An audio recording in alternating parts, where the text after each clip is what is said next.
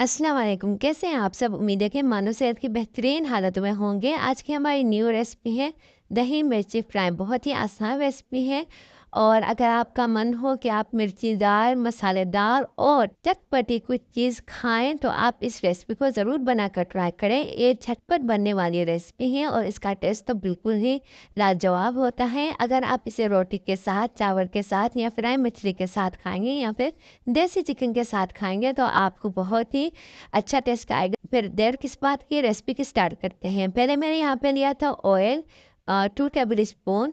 फिर मैं इसमें ऐड करूँगी मिर्ची। यहाँ पर मैंने मिर्ची को कट लगा लिया था ताकि ये इजी फ्राई हो जाए। इसे हम ढककर कुक करेंगे 3 से 4 मिनट। जब ये अच्छे से फ्राई हो जाए उसके बाद मैंने यहाँ पे ऐड किया है 1 टीस्पून हल्दी, 1 टीस्पून ज़ीरा पाउडर, 1 टीस्पून गरम मसाला, 1 टीस्पून लाल मिर्च और 1 टेबलस्पून हम इसमें डालेंगे आमचूर। फिर हम मसालों को 2 मिनट कुक करेंगे। उसके बाद मैंने यहाँ पर ऐड किया था वाटर तकरीबन 3 टेबलस्पून और फिर हम दोबारा से इसे कुक करेंगे 2 से 3 मिनट। उसके बाद मैं इसमें ऐड करूँगी दही।